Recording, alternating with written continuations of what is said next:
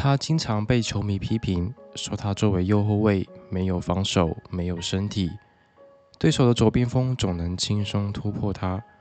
如果你以传统右后卫的标准来看，他显然是不合格的，但偏偏他却是利物浦最不可或缺的那道右路铁闸。最重要的并不是他的防守，而是他的传球与助攻。长传冲吊的战术早已被时代淘汰，但他那精准的大脚长传却常常能从后场直接找到前锋，甚至助攻破门。为了更快地进入利物浦一线队，18岁他从右边锋改踢右后卫，也正是从那一刻起，他踏上了成为世界级边后卫的道路。今天我们就来聊聊亚历山大·阿诺德的故事。阿诺德1998年出生在利物浦的郊区，是家中3个兄弟中的老二。在6岁之前，他就和哥哥弟弟每天在院子里踢球。他几乎没有别的兴趣爱好，对他来说，足球就是他想要的玩具，是他生活的全部。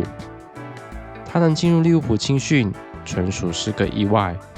当时，他所在学校收到利物浦青训的邀请，允许选出7名孩子去青训营训练1个半学期。学校里的孩子几乎全是利物浦本地人，每个人都是红军球迷，每个男孩都渴望抓住这次机会。最终，老师只能通过抽签来决定谁能去，而阿诺德幸运地被抽中了。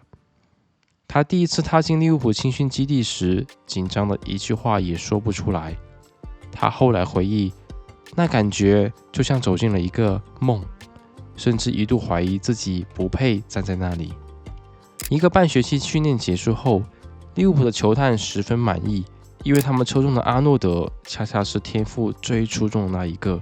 球探随后找到他的母亲，希望他每周能来训练2到3次，并在周末也参加集训。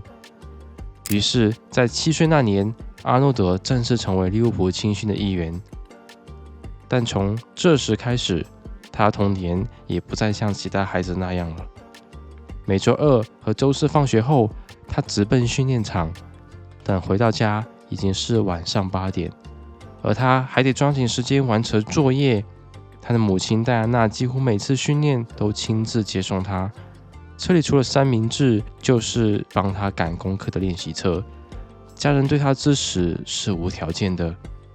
到了8岁，利物浦与他签下了青训合同，他被俱乐部要求不得参加学校的体育课，避免意外受伤，影响梯队的比赛任务。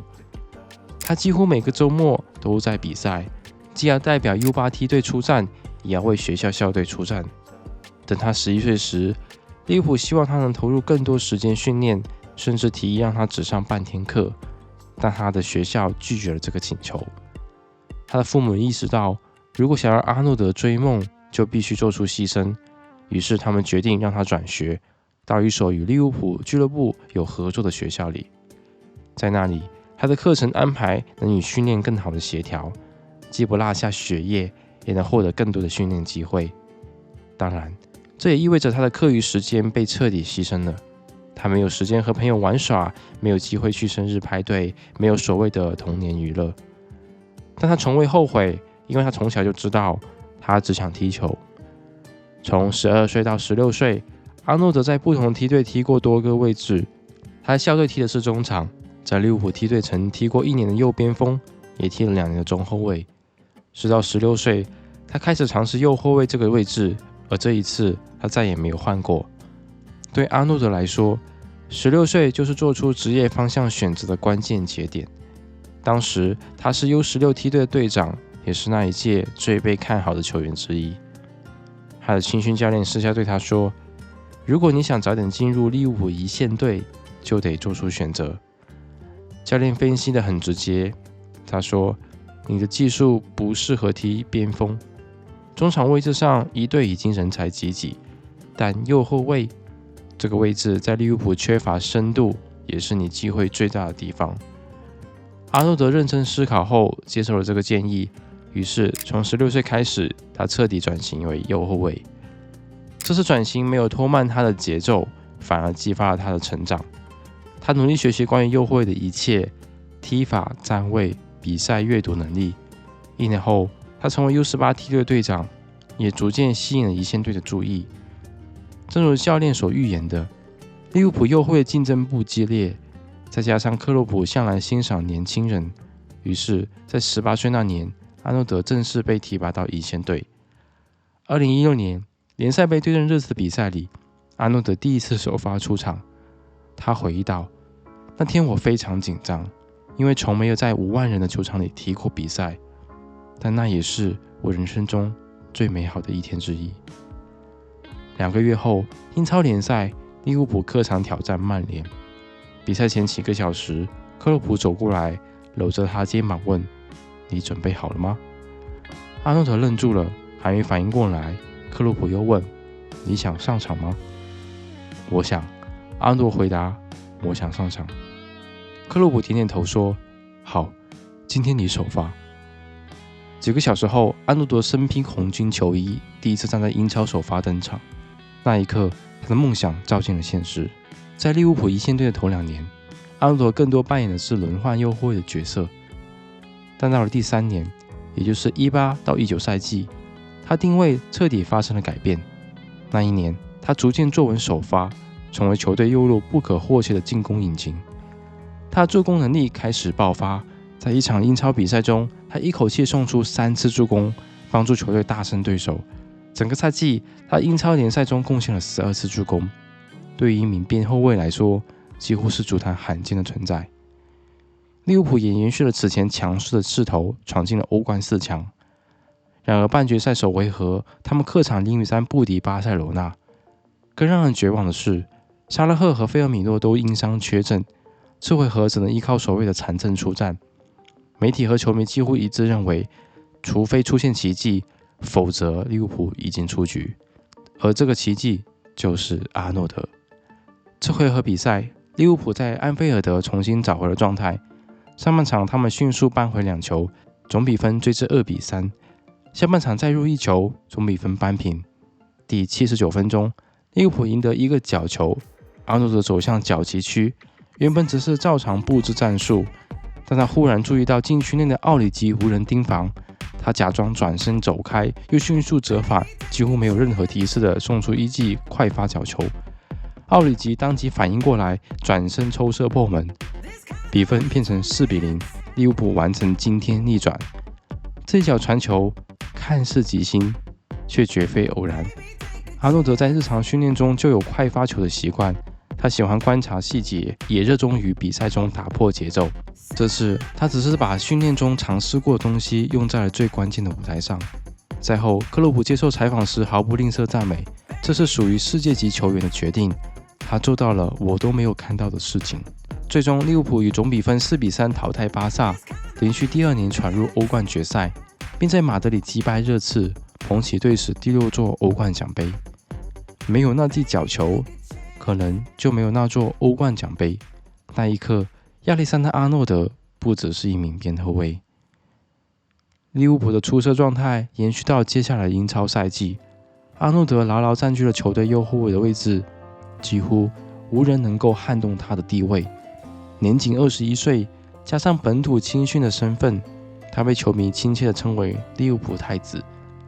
在19到20赛季，他将助攻数据提升到了13次，超越了上赛季的12次。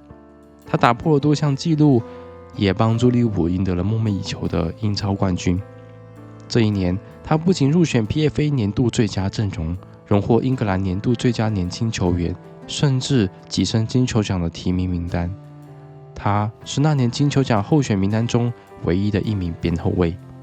但就是这样一位英超之星，在国家队却始终得不到完全的信任。英格兰国家队首师盖特更倾向于使用防守更稳的凯尔沃克。在大赛中，阿诺德要么放在替补席，要么干脆落选名单。金球奖提名的光环与国家队边缘化的现实形成了强烈的反差，质疑的声音也一直围绕着他。防守站位不准，身体对抗吃亏，这些标签像钉子一样被钉在了他技术型边后卫的招牌上。但克洛普从未动摇，为了最大限度地释放他的传球天赋，利物浦开始了一项新的战术。灵感部分来自瓜迪奥拉让斯通斯从后卫内收至中场的位置。克洛普也为阿诺德打造了利物浦版的伪后卫踢法。他依然以右后卫名义出场，但在比赛中，他频繁内收至中场偏右的区域，像一个组织者一样调度球队节奏。他的长传与出球能力在这个位置得到进一步的放大，经常一脚穿透对手整条防线。面对角色上的变化，阿诺德没有退缩。在接受采访时，他说：“只要能帮助球队，我可以去任何位置，这是我重新定义自己的机会。”这次转型也开始影响到国家队。索茨盖特不再只是把他视为右后卫，而会在一些比赛中让他尝试中场的角色。结果很明显，他的传球成功率、关键传球次数、控球表现都有显著提升。那些质疑他的声音也开始慢慢沉静下来。阿诺德进化不是摆脱过去的自己，而是重新定义边后卫该有的样子。你知道吗？虽然英格兰拥有成千上万注册球员，但真正能在英超立足的只有1%，其余99%的人往往在15、16岁就被俱乐部淘汰，带着迷茫和挫败悄然离开训练营。阿诺德从小就在这样的环境中成长，他亲眼看着许多曾经一起训练队友一个一个伤心的离开，他们没有退路，也没有准备，因为从小到大，他们都只相信一件事：我会成为职业球员。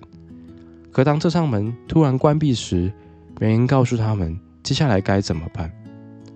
阿诺德记得，有些孩子甚至连一封求职信都不会写，他也曾担心自己有一天被抛弃，会被替代。正是这种共鸣与不安，让他成长为顶级球员后决定做些什么。他创立自己的基金项目，毕业之后，这是一个专门为被青训系统淘汰的孩子提供支持的公益平台。基金会帮助他们重新规划人生道路，教授实用技能，协助他们融入社会。他还提供心理咨询与情绪支持，因为阿诺德理解这些人，真正令人崩溃的不是失败，而是当你失败后没人拉你一把。在球场上，他是利物浦的右路引擎；在球场下，他是那些差一点就成功的年轻人背后的支撑力量。如今2025年的夏窗即将开启，阿诺德很可能将加盟皇家马德里，但如果他踏上西甲赛场，他就无法再穿自己那件标志性的66号球衣，因为西甲规定球员的号码不得高于25号。可无论他将穿上哪件球衣，奔跑在哪一片草地，对利物浦球迷来说，他永远是那条不可替代的66号公路。以上就是亚历山大·阿诺德的故事。如果视频让你更加了解他，请点赞分享。这里是节目，我们下个视频见。